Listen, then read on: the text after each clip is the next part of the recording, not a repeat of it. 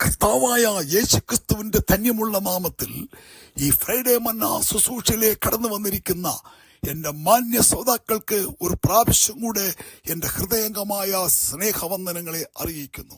വീണ്ടും നമുക്ക് ഒരുമിച്ച് ദൈവത്തിന്റെ സന്നിധിയിലായിരിക്കാൻ ദൈവം ഒരുക്കി തന്ന ധന്യമായ നിമിഷങ്ങളെ ഓർത്തുകൊണ്ട് ദൈവത്തെ നമുക്ക് മഹത്വപ്പെടുത്താം. റോമാലേഖനം 11 അധ്യായത്തിന്റെ 34-35 വാക്യങ്ങളിൽ അവിടെ ചില ചോദ്യങ്ങൾ നമുക്ക് കാണുവാൻ കഴിയുന്നുണ്ട്. 34 വാക്യത്തിൽ നാം വായിക്കുന്നു, കർത്താവിന്റെ മനസ്സ് അറിഞ്ഞവൻ ആര്? 35 വാക്യത്തിൽ അവന് മന്ത്രിയായിരുന്നവർ ആര്? അവന് വല്ലതും മുമ്പേ കൊടുത്തിട്ട് പ്രതിഫലം വാങ്ങുന്നവൻ ആര്? എന്നിട്ട് പറയുന്നു, സകലവും അവനിൽ നിന്നും അവനാരും അവങ്കിലേക്കും ആകുന്നുവല്ലോ, അവന് എന്നേക്കും മഹത്വം, ആമേൻ എന്ന് പറഞ്ഞുകൊണ്ട് പൗലോസ് ആ റോമാലേഖനം 11 അധ്യായം അവിടെ അവസാനിപ്പിക്കുകയാണ്. ആ ചോദ്യങ്ങളിൽ 34 വാക്യത്തിൽ കർത്താവിന്റെ മനസ്സ് അറിഞ്ഞവർ ആര്?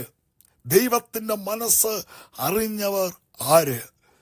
ഒരു മനുഷ്യനും ദൈവത്തിന്റെ മനസ്സിന്റെ ഉള്ളിലേക്ക് കടന്നു ചെന്നോ ദൈവത്തിന്റെ മനസ്സറിയുവാനോ ആർക്കും സാധ്യമല്ല എന്ന് നമുക്ക് കാണുവാൻ കഴിയുന്നുണ്ട്.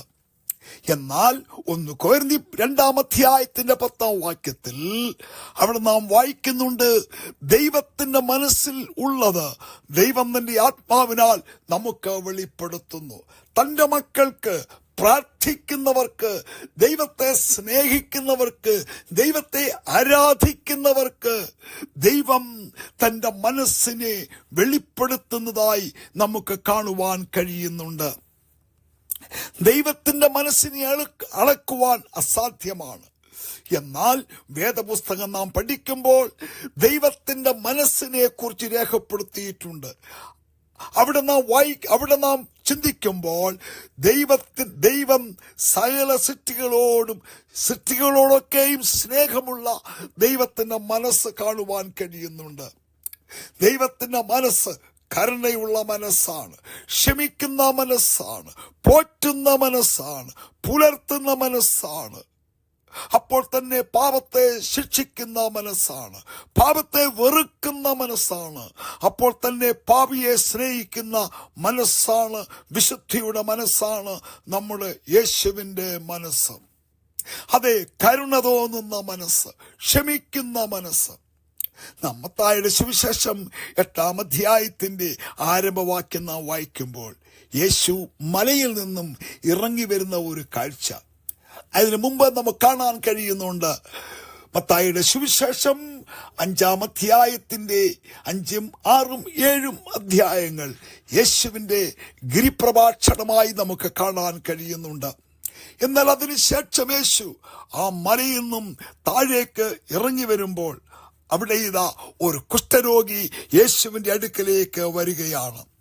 ആ കുഷ്ഠരോഗി യേശുവിനോട് പറയുന്നു, കർത്താവേ, നിനക്ക് മനസ്സുണ്ട് എങ്കിൽ എന്നെ ശുദ്ധമാക്കുവാൻ കഴിയും എന്ന്. നിനക്ക് മനസ്സുണ്ടെങ്കിൽ എന്നെ ശുദ്ധമാക്കുവാൻ കഴിയും. നിനക്ക് മാത്രമേ എന്നെ ശുദ്ധമാക്കുവാൻ കഴിയുള്ളൂ. ന്യായപ്രമാണത്തിനോ പുരോഹിതന്മാർക്കോ ഒന്നിനും എന്നെ ശുദ്ധമാക്കുവാൻ കഴിയില്ല. നിന്റെ മനസ്സ് എനിക്കറിയാം. നിന്റെ മനസ്സ് കരുണയുള്ള മനസ്സാണ്. നിന്റെ മനസ്സ് സ്നേഹത്തിന്റെ മനസ്സാണ്. അങ്ങയുടെ മനസ്സ് പാപിയെ സ്നേഹിക്കുന്ന മനസ്സാണ്.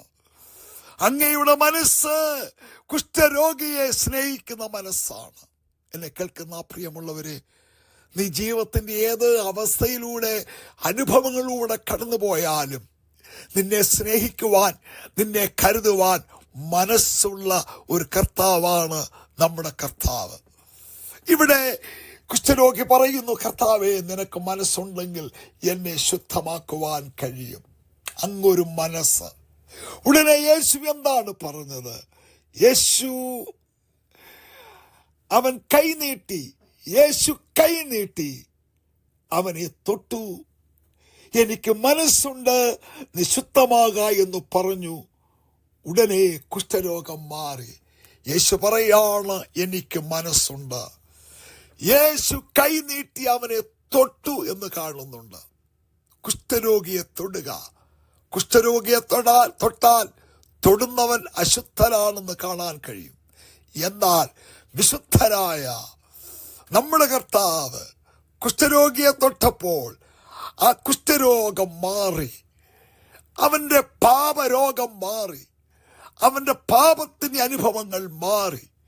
ജീവിതത്തിൽ എന്ത് വലിയൊരു മാറ്റം! ഇതോടുകൂടെ അവന്റെ ജീവിതത്തിൽ അവൻ ലഭിച്ചതെന്താണ്? മനസ്സുള്ളവനായ യേശു തന്റെ മനസ്സിനെ പൊഴിച്ചു കൊടുത്തപ്പോൾ, അവനെ തൊട്ട് കഴിഞ്ഞപ്പോൾ എന്തെല്ലാം വ്യത്യാസങ്ങളാണ് ഉണ്ടായത്. അവന്റെ കുഷ്ഠരോഗം മാറി, അവൻ ആരോഗ്യമുള്ളവനായി, അവൻ സൗന്ദര്യമുള്ളവനായി, ഇപ്പോൾ സമൂഹത്തിൽ അംഗീകാരമുള്ളവനായി, അവന്റെ ഭവനത്തിൽ അംഗീകാരമുള്ളവനായി, ഭവനത്തിൽ ചേർക്കപ്പെടുന്നവനായി തീർത്തു എന്ന് നമുക്ക് കാണുവാൻ കഴിയുന്നുണ്ട്. അതെ, അവൻ തന്റെ ജനത്തെ ഭവനത്തിൽ ചേർക്കുന്ന കർത്താവാണ്. അതെ, ഇന്ന് പകലിൽ ഈ ശബ്ദം കേൾക്കുന്ന എന്റെ പ്രിയമുള്ളവരെ, ജീവിതത്തിൽ യേശു മനസ്സുള്ളവനാണ്. നീ കടന്നു പോകുന്ന ഏത് സാഹചര്യത്തിലും നിന്നെ സൗഖ്യമാക്കുവാൻ, വിടുവിക്കുവാൻ അവന്റെ പാദപീഠത്തിൽ ചെന്നാൽ, അവനോട് പറഞ്ഞാൽ, അവനോട് പ്രാർത്ഥിച്ചാൽ അവൻ പ്രവർത്തിപ്പാൻ കഴിവുള്ളവനാണ്. കർത്താവിന്റെ മനസ്സ് അറിഞ്ഞവർ ആര്? അതെ, പ്രാർത്ഥിക്കുന്നവർ യേശുവിന്റെ മനസ്സ് അറിയും. അവനെ സ്നേഹിക്കുന്നവർ യേശുവിന്റെ മനസ്സ് അറിയും. അതെ, അവന്റെ പാദപീഠത്തിൽ കണ്ണുനീർ ഒഴിക്കുന്നവർ അവന്റെ മനസ്സ് അറിയും എന്നുള്ളതാണ്. വിടുവിക്കുന്ന മനസ്സ്, സൗഖ്യമാക്കുന്ന മനസ്സ്, രക്ഷിക്കുന്ന മനസ്സ്, സ്നേഹിക്കുന്ന മനസ്സ് അവർക്ക് അനുഭവിച്ചറിയുവാൻ കഴിയും എന്ന് നമുക്ക് കാണുവാൻ കഴിയുന്നുണ്ട്. യേശുവിന്റെ ഈ ലോകത്തിലെ പരസ്യ ശുശ്രൂഷയിൽ യേശു രോഗികളെ കണ്ട് മനസ്സലിഞ്ഞു, യേശു വിശന്നവരെ കണ്ട് മനസ്സലിഞ്ഞു, ഇടയനില്ലാത്ത ആടുകളെ കണ്ട്, ജനങ്ങളെ കണ്ട് യേശു മനസ്സലിഞ്ഞു എന്നുള്ളതാണ്. അതേ, നിന്റെ ജീവിതത്തിന്റെ വിഷയങ്ങളിൽ മനസ്സലിയുവാൻ, പ്രവർത്തിക്കുവാൻ, നീ ഭാരപ്പെടുന്ന വിഷയത്തിൽ പ്രവർത്തിക്കുവാൻ, നിന്റെ രോഗത്തിൽ, നിന്റെ കഷ്ടത്തിൽ, നിന്റെ ഹൃദയവേദനകളിൽ നിന്നെ സഹായിപ്പാൻ യേശു വിശ്വസ്തനാണ്. അവന്റെ അടുക്കലേക്ക് നീ അടുത്ത് ചെല്ലുമോ, അവൻ മനസ്സുള്ള ദൈവമാണ്. അനേകർക്ക് മനസ്സില്ലാതിരിക്കുമ്പോൾ, അനേകർ മറന്നു പോകുമ്പോൾ, എന്റെ യേശു നല്ല മനസ്സുള്ളവനായി, നല്ലവനായി, രക്ഷിപ്പാൻ കഴിവുള്ളവനായി, വിടുവിക്കുവാൻ കഴിവുള്ളവനായി നമ്മുടെ അടുക്കലേക്ക് കടന്നു വരുന്നവനാണ്. അതേ, യേശുവിന് മനസ്സുണ്ട് നിന്നെ വിടുവിക്കുവാൻ. അതുകൊണ്ട് ആ കുഷ്ഠരോഗി അടുത്ത് ചെന്നതുപോലെ ഈ ദിവസങ്ങളിൽ വിഷയങ്ങളുമായി അടുത്ത് ചെല്ലുമെങ്കിൽ യേശു നിന്നെ തൊടും, നിന്റെ തലമുറയെ തൊടും. അവൻ തൊടുന്നിടത്ത് വിടുതലാണ്, സൗഖ്യമാണ്, സമാധാനമാണ്. അതനുഭവിച്ചറിയുവാൻ ദൈവം നമുക്കോരോരുത്തർക്കും കൃപ തരട്ടെ. ഞാൻ നിങ്ങൾക്ക് വേണ്ടി പ്രാർത്ഥിക്കട്ടെ. പരിശുദ്ധ പിതാവേ, നിന്റെ വിശ്വസ്തകൾക്കായി സ്തോത്രം. അങ്ങ് മനസ്സുള്ള കർത്താവാകുന്നതുകൊണ്ട് സ്തോത്രം. അങ്ങയുടെ മനസ്സ് ഞങ്ങൾക്ക് പൊഴിച്ചു തരുന്നതുകൊണ്ട് സ്തോത്രം ചെയ്യുന്നു. എന്റെ കേൾവിക്കാരെ അനുഗ്രഹിക്കണമേ കർത്താവേ. നീ അവർക്ക് വേണ്ടി മനസ്സ് തുറക്കണമേ, നീ അവർക്ക് വേണ്ടി പ്രവർത്തിക്കണമേ, സൗഖ്യമാക്കണമേ, രക്ഷിക്കണമേ. നിന്റെ നാമത്തിൽ അനുഗ്രഹിച്ചു പ്രാർത്ഥിക്കുന്നു, യേശു ക്രിസ്തുവിന്റെ ധന്യമുള്ള നാമത്തിൽ തന്നെ, ആമേൻ. കർത്താവ് ചെറിയ വചനങ്ങളാൽ നിങ്ങളെ അനുഗ്രഹിക്കട്ടെ. സ്നേഹത്തോടെ കത്ത് സൂക്ഷയിൽ പാസ്റ്റർ കെ സാമുവേൽ.